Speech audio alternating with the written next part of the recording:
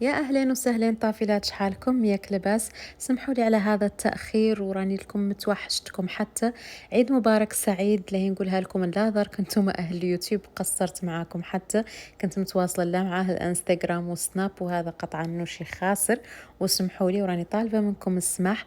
فيديو اليوم حاولت ما أمكن نعوضكم فيه، يعني طرحت لكم حلويات العيد طريقتها بالتفصيل، شاركت معاكم العناية، عدلت للجسم والشعر وكذلك لوك العيد، يعني شوي شوي شوي من كل شيء، حتى ترتيب البيت شاركت معاكم شوي مقتطفات، هذا كامل ياكن ينسقريكم ياكنكم تسمحوا لي. وكذلك لين نعطيكم مسلة مفاجأة في هذا الفيديو، تموا معي. في هذا الفيديو لين اقترح عليكم تزوروا قناة صديقتي سارة من أوهايو. لابد لكم من تزوروها لأنها قناة فعلا مظلومة وتستحق التشجيع والدعم. بما أني لي نقدم لكم في هذا الفيديو مقشر وهي كذلك في محض الصدفة، سبحان الله ما كنا متفقين، ما هو ليلة سابق هي اللي تقدم في فيديوها مقشر للجسم ومقشر للشفاه، فاخترنا أن نعدلوا هذا التعاون البسيط اللي إن شاء الله ينال إعجابكم. قناة الطافلات قمة في الروعة، فيها ما شاء الله كل شيء تقد أي واحدة فينا تحتاجه من طبخ، عناية، ريفيو على منتجات، فلوجات، يعني يعطوك طاقة إيجابية. وكذلك انستغرامها صدقوني لا زرتوها مانكم لا يتندموا، ونبغيكم كاملات متابعيني، ونبغيكم كافيني ما تتكدن نتكلم، نبغيكم تقيسوها وتقولوا لها انكم جايات من عندي، ويا رب تعجبكم.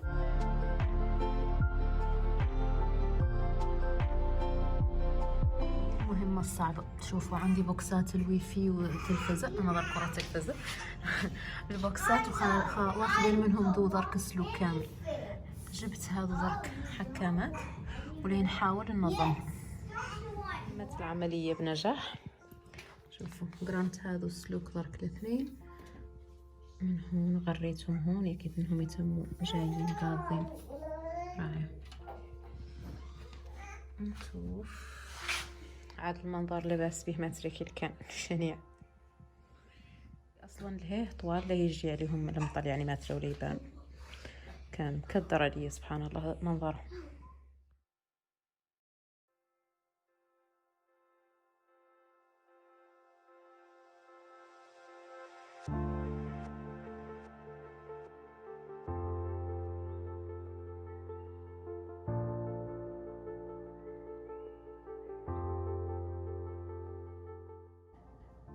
وحالا لا نشارك معكم طريقتي في صباغة الشعر بشكل طبيعي، ثم ياسر من الخلطات اللي تعطينا ياسر من الالوان.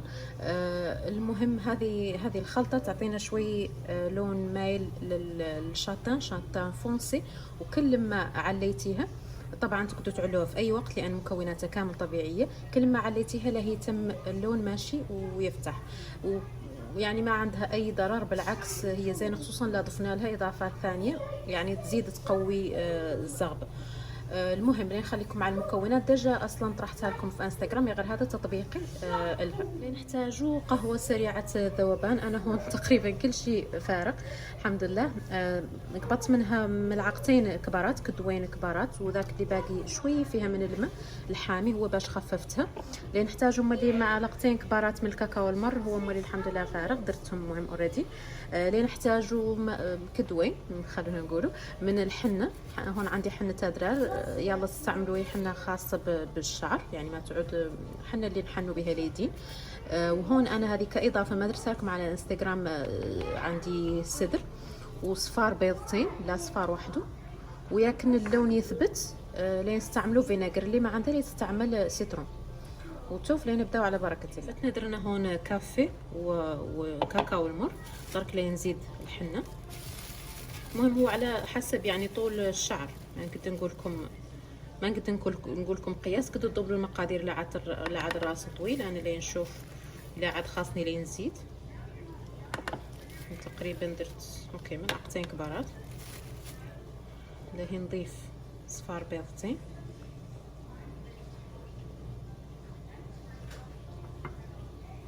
لين نضيف الزيت. اي زيت زين عندكم يعني تفضلوا تستعملوه. اي زيت، زيت السمسم، زيت الارغان، زيت الزيتون الخاص بالشعر طبعا، وهذا كذلك خاص بالشعر، ذا هي لكم هون. لا لا زين عندكم مطلوب، ما نقدر نخليكم مثلا تتقيدوا بنوع معين. تقريبا قياس ملعقتين مولي.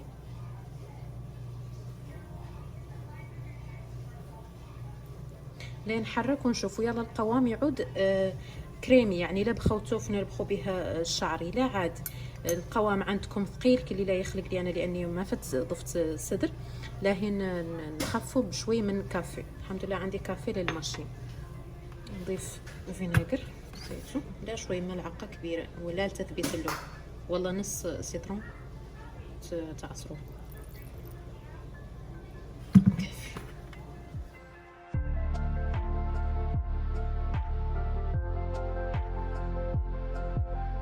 ليه نضيف ملعقتين من السدر ونزيد كافي اللي قلت لكم اللي فت طيبت.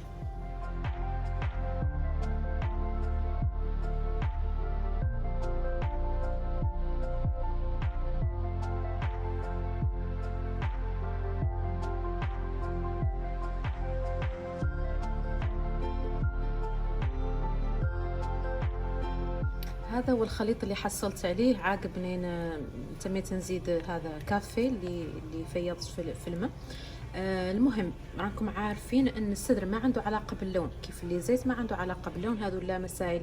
بالنسبه لي هذا زين للراس، يقويه ويكثره، والزيت ياكل يرطبه ويكسر مفعول الحنة انها تنشف الراس. المهم هذه اللي نخليها تعطي تقريبا مش نقول لكم نص ساعة لا يتفاعلوا المكونات ما بينها بين مع اللي نحضر الامور الثانية اللي لا نستعمل في الحمام، لاني اللي نستعمل حمام مغربي، لكن طبعا في الدار حكما يعني نظرا لباطل الظروف اللي نعانوا منها. وحالا لين عدل معاكم مقشر للجسم ما هو معقول، طافلات ريحته تجنن الخيال، وانا اصلا مقشرات عشقي، ما نتحملهم سواء جاهزه يعني في الاسواق، وهذا اول شيء نقيسه في اخبار سكين كير الجسم، والله زاد البادي كير المقشرات، وحتى نبغي نعدلها هوم ميد في الدار. وسمحوا لي على خلفيه الصوت ماشيين سكيل قدحان شغاله. المهم له ننتقلوا لتجهيزه، ما نبغي نطول عليكم هذا الفيديو لكن يعود فيه اكثر من مسألة. نقطوا اناء ما فيه شيء، لا نحتاجوا للكوك ناعم، جوز الهند كوكونات، اللي نحتاجه هون الزيت جوز الهند اللي ذوبناه في شوي من باماري، والله اذا عاد مثلا اصلا الجو حامي اصلا يعود سايل وحده، ولا في الجو البارد يجمد. هون عندنا سكر اشقر يعني البراون شوجر، تقدروا تستعملوا السكر العادي لانه هذا اشبه حتى منظره اشبه. وهون عندنا المكون الرئيسي هو هذا هو والجوز، هم اللي يساعدونا في التقشير، هو قشرة السيترون.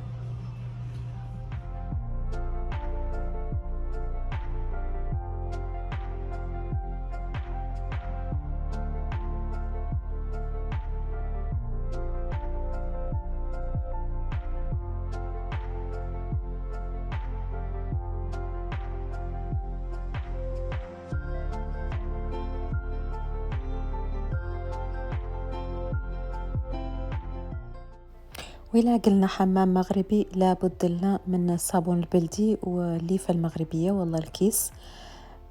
هون لهي نبدأ أولا بالصابون البلدي، وطبيعي يحك الإنسان عاقبه لين يتبرم، بعدين لين ندير الصابونية. راكم تقدوا انها مثلا في اليوم مع الصباح لو عيتوا ديروا صابونية النيلة اللي شاركت معاكم في الانستغرام، وتخلوها ساعة ساعتين اللي بغيتوا، لأن هي ما فيها ديكاباج، ما فيها أي شيء، ما هو طبيعي. تخلوها على جسمكم وبعدين تدخلوا تستحموا. لكن بالنسبة لي أنا كان عندي ارتباطات ثانية وما صبت، فدرتها لها في الدوش، خليتها تقريبا ذيك 20 دقيقة ربع ساعة، وبعدين نغسلها مباشرة عاقبها. هي يعني اللي تحل محل الجلدوش لأنها ترغوي، طبعا فيها دوف. مباشرة عاقبها كي قلت لكم له نستعمل المقشر اللي حضرت معاكم، وهو لا يكون آخر شيء نستعمل في الدوش. يعني ما ندير عاقبه أي حاجة، لأنكم اللي تشوفوا النتيجة ما شاء الله ما هي معقولة. يبقى الجسم مترطب ومتغذي ولامع وباين، يعني إنه استنفع من المكونات للمقشر ومن الحمام المغربي اللي في البيت.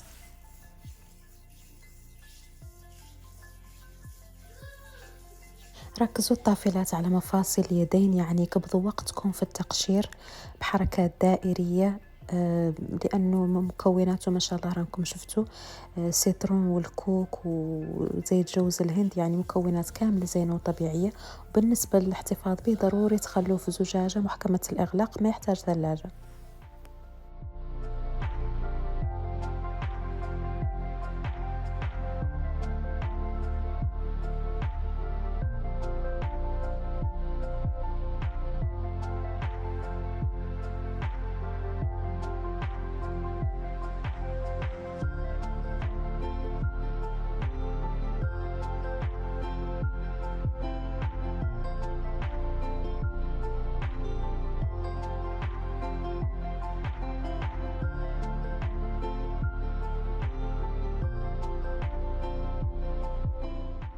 وبالنسبة لحلوة العيد عدلتها ليلة العيد من نفسها، يعني كانت أبسط منها ما في، اقتصادية وتوجد في آخر لحظة بعجينة واحدة. عدلت 4 أشكال ما شاء الله متنوعة، واللي هي بيضتين، استعملت بيضتين تامين، 250 جرام من الزبدة بحرارة المطبخ، وكذلك البيض بحرارة المطبخ. بس من السكر يعني بودرة، سكر ثقيل كي اللي شفتو، رشة بالملح وفانيلا، ولا تقدروا ديروا قشرة ليمون، يعني فقط للنكهة. وراهو الفيديو شارح راسو.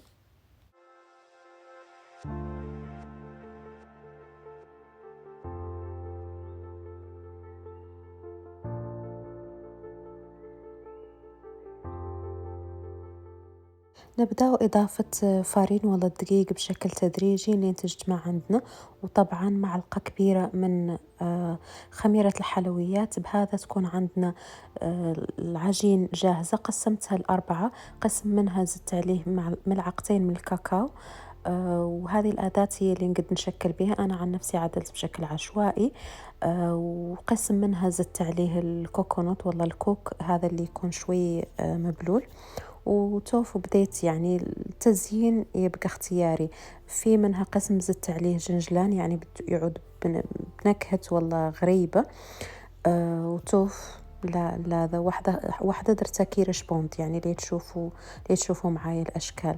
لكن طبعا يبقى لكم الاختيار. واحدة منهم قبضت وغمستها في بياض البيض، ويعني درت عليها لوز الإفيلي، وهذه اللي مستطيلة هي اللي درتها على شكل ريشبوند. وبعدين منين طابت غمستها في الكونفيتور للمشمش ولا لابريكو، ودرتها في الكوكونات. يعني التزيين اختياري كي قلت لكم. الأساس هو العجين اللي ما شاء الله يعني قاضية غرض وسريعة واقتصادية أهم شيء. لنعطيكم سر من أسرار الحلويات، يعني باش تبقى لكم هشيشة وزينة وتذوب في الفم، لا تطيبوها حتى. كافي لعطات في الفرن 4 ساعة، وزيدوا عليها دقيقتين، يعني يقدو الفرن من الفوق يكنها تتحمر. لا تزيدوا عن 20 دقيقة في الطياب، يكنها ما تقسى عليكم، وتم محافظة على طراوتها.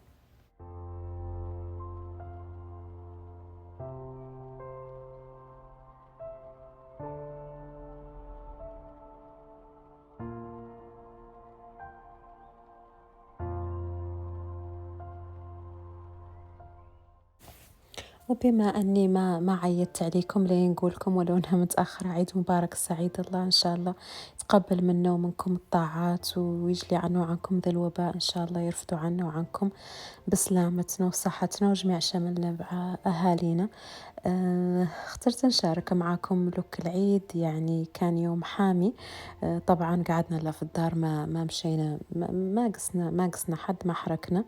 راكم عارفين الحمد لله الأوضاع خصوصا هون في أمريكا ما زالت متينة شوي وماشي وتتزايد. الله يحفظنا ويحفظكم.